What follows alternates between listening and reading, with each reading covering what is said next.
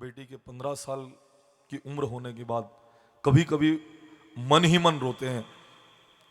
भले ही आंखों से उनके आंसू आए ना आए, पर मन ही मन पिता रोते हैं कि अब कुछ वर्षों के बाद मेरी लाडली, मेरे इस हृदय के टुकड़े को मुझे इस घर से विदा करना पड़ेगा। हर पिता का हृदय रोता है साहब। बेटी की विदाई, वो जो क्षण होते हैं पिता के लिए बड़े बड़े कष्टकारक क्षण होते हैं।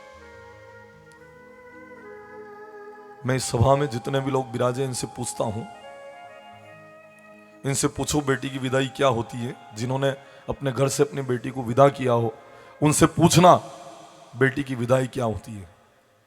मैं बताऊं आपको, बेटी की विदाई यह होती है कि बस आदमी के प्राण चले गए, एक तरह से खाली लाश है, प्राण चले गए हैं।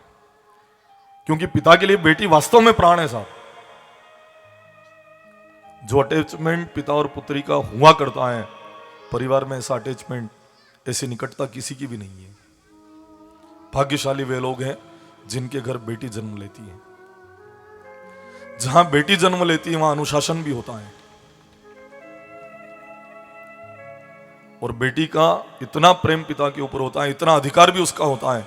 अगर कोई भी बेटी को कुछ बोल दे, सीधे वो कहती है मेरे पापा को कह दूंगी मैं। हाँ, उसको इतना विश्वास है कि चाहे कोई किसकी तरफ बोले, पर मेरा पिता जो है ना वो मेरी तरफ जरूर बोले। इन सबको विश्वास है, इन सब बेटियों को, इन सब बहनों को अपने पिता से बड़े अरमान, बड़ी आशा से। पिता तो है ना, बेटी को बिल्कुल अपने हृदय का टुकड़ा मानता है, और बेटी भी अपने पिता को सर्वस्व मानती है। शब्दों से व्यक्त नहीं किया जा सकता पिता और पुत्री का प्रेम कितना होता है। पिता और पुत्री, क्या बताएं साहब आपको, खाली एक रोटी अगर कम खा ले पिता तो बेटी घबरा जाती है। आज पापा ने एक रोटी कम क्यों खाई, सब स्मरण रहता है। और मां, जिस तरह से मां बेटे का ध्यान रखती है, उसी तरह से दोबारा अगर मां नहीं है तो बेटी ही मां के रूप में जन्म लेकर उस पिता का उतना ख्याल रखती है जैसी मां अपने बेटे का ख्याल रखती है। बेटी में मां देखी तो आंख मेरी भर आई। वही कभी कभी तो बेटियां डांट भी देती, पापा क्या करते हो, दवाई भी लिया करो, आप थोड़ा अपने लिए भी जिया करो। इतने अधिकार से कभी बेटा बोल सकता है क्या? नहीं बोल सकता। जो दबाव के साथ बेटी कहती है, क्योंकि वो अटैचमेंट इतना है, निकटता इतनी है, डांट कर कहती है आप थोड़ा ध्यान रखा करो, आप स्वास्थ्य के प्रति बिल्कुल भी सजग नहीं है, आप है ना समय के ऊपर दवाई नहीं लेते हो, पिताजी अच्छी बात नहीं है। मैं पूछता हूं, ये बात क्या कभी कोई बेटा कह सकता है क्या? नहीं, बेटियां कह सकती है, क्योंकि इतनी निकटता, इतना प्रेम, और पिता भी इतना दुलार देते हैं क्योंकि उनको पता है कि बस 1 2 3 4 साल बाद मुझे इस बेटी को अपने घर से विदा करना है। और विदा करते समय उनके मन में भाव भी ये रहा करता है। तो उस पिता से जिसने अपनी बेटी को अपने घर से विदा किया, पूछना विदाई क्या होती है बेटी की, और पूछना उस बेटी से वह दिन जिस दिन इस घर को छोड़कर, इस आंगन को छोड़कर वह इस घर से विदा हुई थी, वो क्षण कैसा होता है। सबसे मिलती है वो दर्द नहीं छलकता, पर जब पिता से मिलती है ना, एक अलग ही चित्कार उसकी निकलती है, और एक दूसरे को पिता और पुत्री बाह में भर लेते हैं। लोग छुड़ाते हैं, पर उसको पता है कि ये मेरी ढाल है। उसको पता है कि मेरे लिए सब सुख देने का जो भाव रखते हैं, आज इनको छोड़कर मुझे जाना है। शक्ति लेकर, लक्ष्मी लेकर बेटी घर में आती है। पूछो उस पिता से, जब बेटी के विवाह की तैयारियां होती है ना, वो कहता है देखो साहब, कोई समझौता बेटी के विवाह में मैं नहीं करूंगा। हाँ, अच्छे से अच्छी रसोई, अच्छे से अच्छा वो, अच्छे से अच्छा खानदान, ये सब देखकर बहुत जहां 5,000 लगते हो 10,000 खर्च करने में हिचकिचाते नहीं, एकांक लक्ष्मी घरे हैं। और विवाह के समय रात कब, दिन कब, पूछो उस बेटी के पिता से, नींद निकाली क्या विवाह से 3 दिन पहले से? रात कब हो जाती, सुबह कब हो जाती, दिन कब निकल जाता? कोई भी अव्यवस्था बेटी के विवाह में नहीं होनी चाहिए। भागता है सब खूब। किसी ने कहा सो जा, कि नहीं, शक्ति घर पे है, बेटी शक्ति है। और जैसे ही विदा किया, हिसाब करने वाले आएंगे, पैसा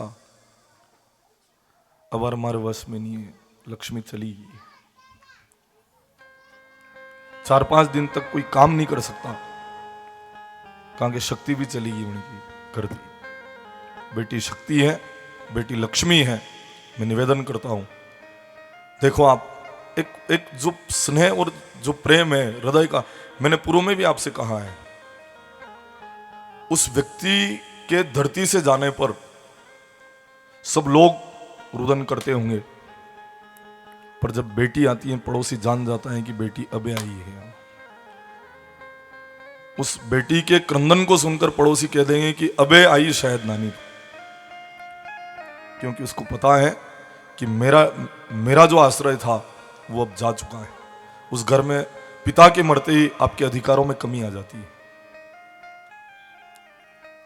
आपके अधिकार उस घर में कम हो जाएंगे। और जब तक पिता थे ना, उसका राज चलता था उस घर में, और पिता के चले जाने के बाद सब माताएं जानती हैं, उसके बाद वो हक नहीं उस घर में, वो अधिकार नहीं है। पहले वाहन लेने आते थे, पिताजी थे तब, और पिताजी नहीं है उसके बाद तो पैदल पैदल जाना पड़ेगा आपको। बड़ा स्नेह बेटियों का अपने पीहर के प्रति रहता है। और ये भी हालांकि ऐसा नहीं कि पिता रखते हैं, पिता के साथ साथ बेटियां भी रखती हैं। एक बार एक बेटी और पिता एक सरोवर के किनारे चल रहे हैं, पांव फिसल जाता है, बेटी कहती है कि पिताजी मेरा हाथ पकड़ लो। पिताजी कहते बेटी तू मेरा हाथ पकड़ ले।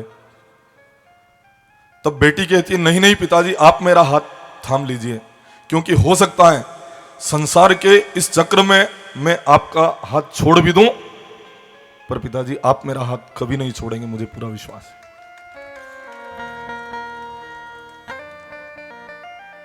क्या चाहती हैं बेटियां?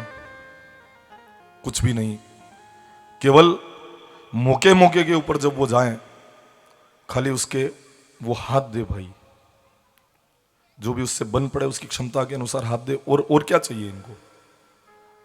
कुछ भी नहीं। पियर को कभी भूलती भी नहीं है, भले बूढ़ी हो जाए, वृद्ध हो जाए, पर पियर को भूल नहीं पाती है। भूलती है क्या? और अगर आपको देखना हो बुढ़ापे में भी इनका पियर का प्रेम, तो जनिदन मामेरो आए, मोसारा आए, और उस दिन जब ये तिलक लगाती हैं अपने भाई को, भले ही वो वृद्ध भी हो गई, उसकी आंख में आंसू आ जाएंगे, क्योंकि आज उसके पियर की याद ताजा हो जाती है। भले देख जो मामेरो वदाती टाइम पे वह रोए कि नहीं रोए, फूट फूट कर उसको रुदन हो जाता है, रोने लग जाती है। आज पियर का पूरा पक्ष यहां पर आया है। आज देखो, आज के दिन काका और होते, आज के दिन वो भी होते, उन सबको याद कर करके वो अपने आंचल को भिगोती हैं। क्या चाहती हैं बेटियां? केवल कुछ नहीं, 12 वीराने उड़ा दी चुनार, पिताजी माथे हाथ धरो। 12 वीराने उड़ा दी चुनार, पिताजी माथे हाथ धरो। 12 वीराने उड़ा दी चुनार, पिताजी माथे हाथ धरो।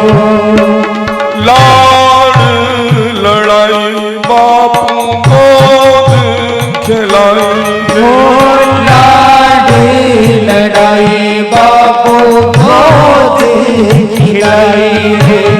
मोटी करने बापू कर दी पराई,